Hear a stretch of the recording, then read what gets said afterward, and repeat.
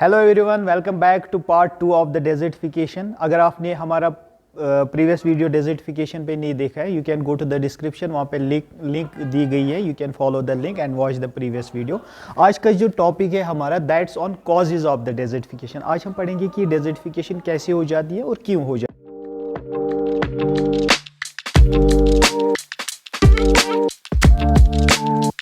है।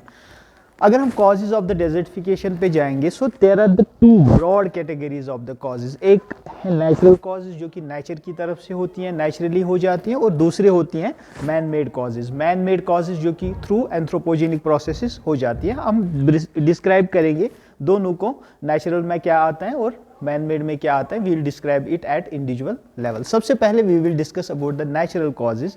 Natural causes की वजह से कौन कौन से नेचुरल कॉजेज हैं जिससे डेजर्टिफिकेशन प्रोसेस हो जाती है। तो उसमें सबसे पहला आता है हमारा नेचुरल डिजास्टर। जब भी कहीं पे नेचुरल डिजास्टर आता है, लाइक अगर फ्लड आएगा, ड्रफ आएगा या लैंडस्लाइड्स हो जाते हैं, तो उनकी वजह से क्या होता है कि ज़मीन हमारी वहाँ पे ख़राब हो जाती है, डिग्रेड हो जाती है, एंड अल्टीमेटली एक प्रोसेस हो जाती है वहाँ पे। तो इट लीड्स टू डेजर्टिफिकेशन। जैसे अगर आप देखोगे यहाँ पे कि ड्रफ, जब खुश्क साली जिसको हम बोलते हैं, जब पानी की अवेलेबिलिटी नहीं होती है, सॉइल अपनी प्रोडक्टिविटी धीरे धीरे लूज़ करती है, और अल्टीमेटली वहाँ की फर्टिलिटी इस लेवल पे ख़त्म हो जाती है कि वो किसी न प्लांट को सपोर्ट करती है न एनिमल को सपोर्ट करते हैं। As a result it turns out into a desert. Similarly जब फ्लड्स आ जाते हैं, फ्लड अपने साथ जो ऊपर का सॉइल का लेयर होता है वो अपने साथ लेके जाता है, और नीचे जो ज़मीन का लेयर रहता है, दैट्स द डेजर्ट, और we call it as a barren land.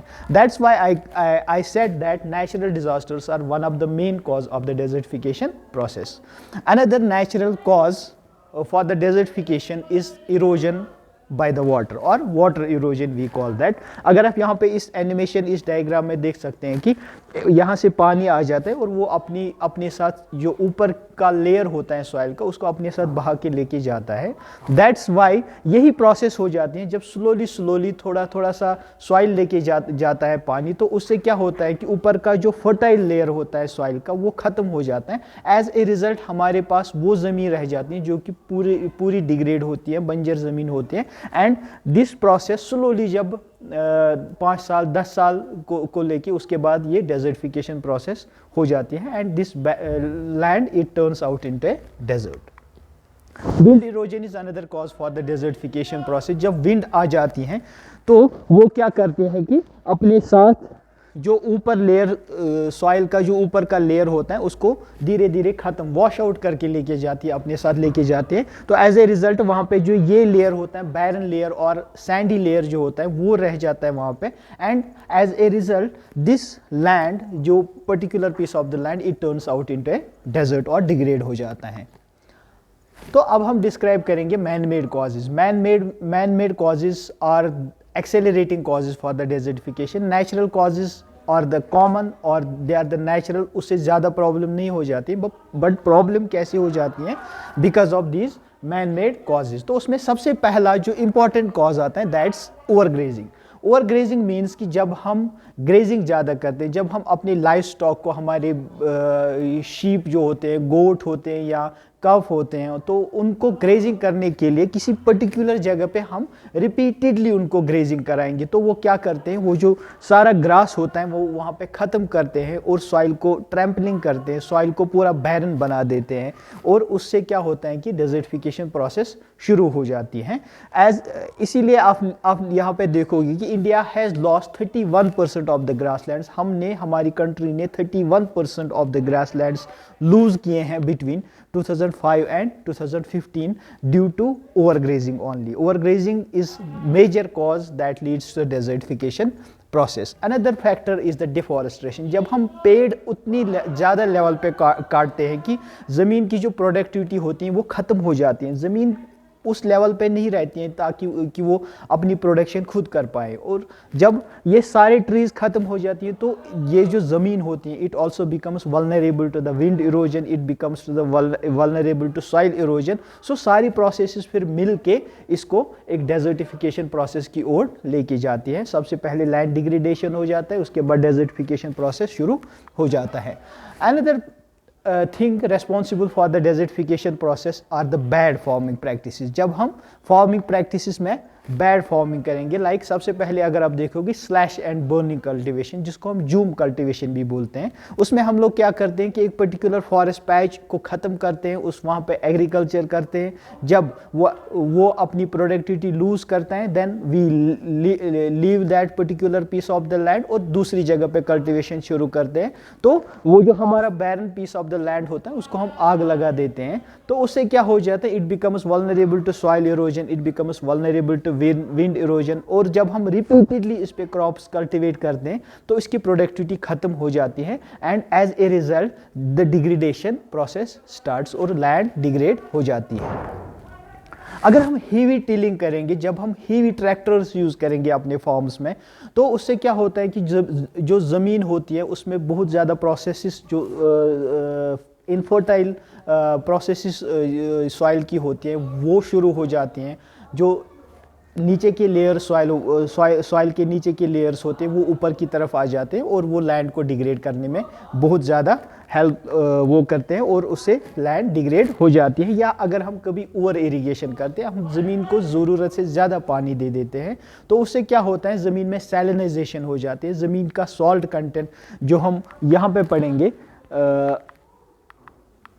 सैलिनाइजेशन में, तो ज़मीन का सॉल्ट कंटेंट ज़्यादा हो जाता है जब पानी जमा हो जाता है। पानी जब फिर ड्राई होके ऊपर एटमॉस्फेयर में चला जाता है तो वहाँ का सॉल्ट कंटेंट जो पानी में होता है वो ज़मीन में रहता है, तो वो सैलिनाइजेशन का इफ़ेक्ट प्रोड्यूस करके ज़मीन को बैरन बना देता है और ज़मीन को डिग्रेड करता है। Another reason for desertification is the over exploitation of the resources. जब हम रिसोर्सेज को ज़रूरत से ज़्यादा एक्सप्लॉयट करेंगे, उस लेवल पे एक्सप्लॉयट करेंगे कि वो अपनी प्रोडक्शन, वो अपनी रेजिलियंस या जो उसकी रेजिस्टेंस होगी उससे ब्रेक जब हो जाता है, तो उससे क्या होता है कि लैंड डिग्रेड हो जाती है और उसकी फर्टिलिटी ख़त्म हो जाती है। The climate change is the main factor, is the one of the dangerous factor responsible for the desertification. Climate change बहुत ज़्यादा थ्रेट है आज की दुनिया में, जो कि सारे प्रोसेसेस या डेजर्टिफिकेशन की हम आज बात कर रहे हैं, डेजर्टिफिकेशन को लेके बहुत ज़्यादा role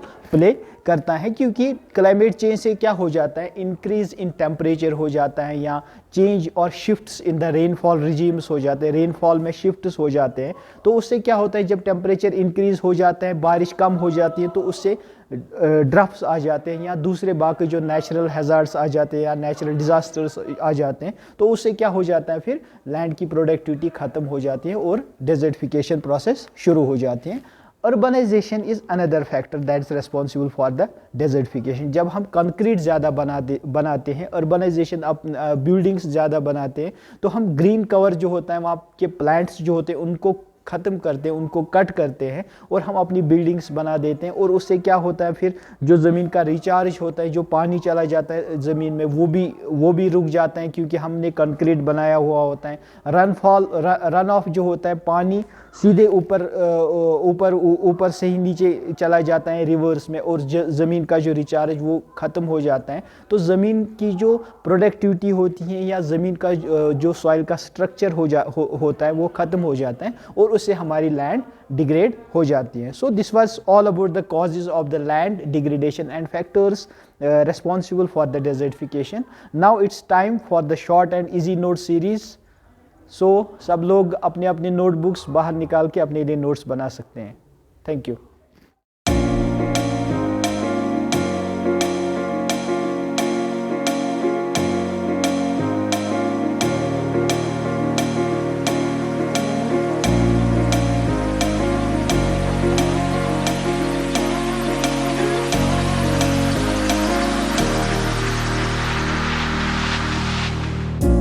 Up all night by myself, trying to think of ways to you. Your voice stuck in my brain, we never got to see it through. And I know I feel more pain if we're speaking truth. Cause when the daylight comes, I still lose. So will I feel it again? I just don't know. And I'm hoping I'll find a way to let go. So if you love me, how could you leave so low. So will I feel it again? I just don't know. I just don't know.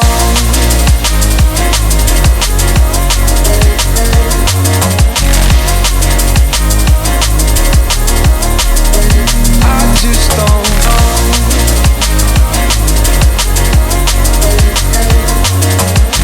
'Cause when the daylight comes, I still lose.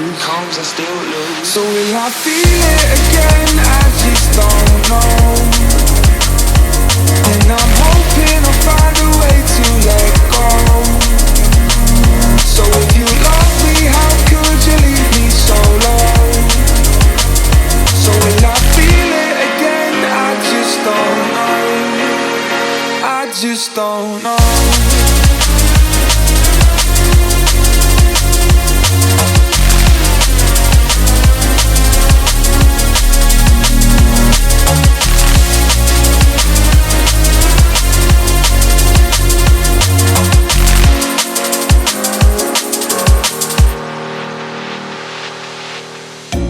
Looking back at our time, hoping that we did it right. And give me any reason to call you up late at night. And we know it's for the best, I won't put up a fight. 'Cause when the daylight comes, I still lose. So will I feel it again? I just don't know.